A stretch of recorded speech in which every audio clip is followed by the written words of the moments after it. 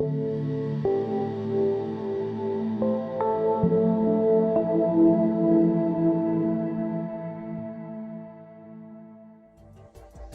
do we behave in the way we do? Are we just born that way? Or does it come from our life experiences? Is it mainly down to nature or nurture? This is a key and unresolved debate in psychology, and it revolves around the question of where we begin to look for answers to explain human behaviour. The nature argument sees the major causes of behaviour lying in biological influences, such as genetics, brain structure, neurochemicals or hormonal factors. So in short, if you want to find out why people behave the way they do, start looking for the answers inside them. The rival nurture position doesn't deny the importance of biological drives, but it argues the direction they take is caused by environmental factors. What happens to us in life, and especially in childhood? So if you want to explain behaviour, then you need to start looking for the answers outside in the environment. And the best way to illustrate these differences is through an example. So let's take aggression. Albert Bandura is a good psychologist to illustrate a nurture approach. He suggested that aggression could be learned simply from watching it. And bring in the famous Bobo doll experiments, where he showed that witnessing an adult attacking an inflatable doll made it more likely that children would then attack it themselves. According to Bandura and many other psychologists, aggression is learned. The more we experience it and see it, the more likely we are to become aggressive ourselves. So for them, the causes of aggression are out there. It's down to nurture. But neuroscientist Jim Fallon took a very different approach. He started looking at the brains of convicted killers, and he discovered a pattern. Compared to the controls, the brains of the murderers had dark patches in the orbital cortex, the area just behind the eyes.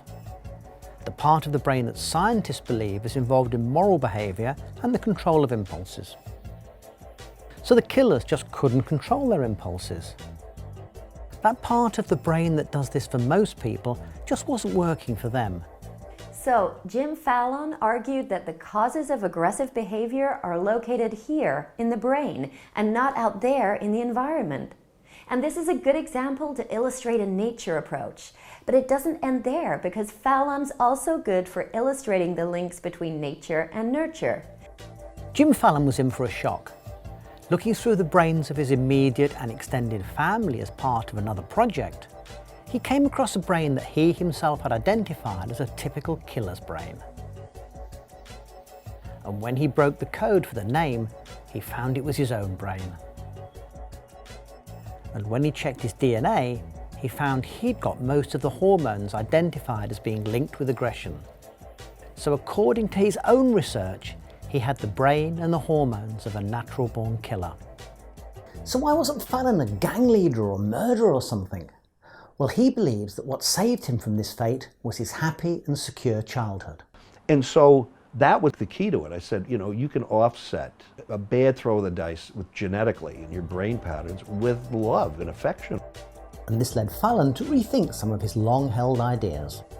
To all my colleagues, I was like Mr. Genes, saying genetics control everything. So it was like the last joke on me. You don't want to go, okay, I was wrong, but I had to say that. It was true. And so that was really a very enlightening thing. And so because I was wrong, I really had to study it more. And today, researchers are much more interested in the interaction between nature and nurture. It's long been known that babies are born with a capacity for language and love, for example. But these things have to be triggered through social interaction. And researchers are now applying much the same model to extreme aggression and other forms of psychopathy. While their origins appear to be biological, the triggers are environmental. Imagine the wood, the paper and petrol as the genes, nature, and the match as the environmental influence, nurture. It's the combination or interaction between the two that produces the aggression.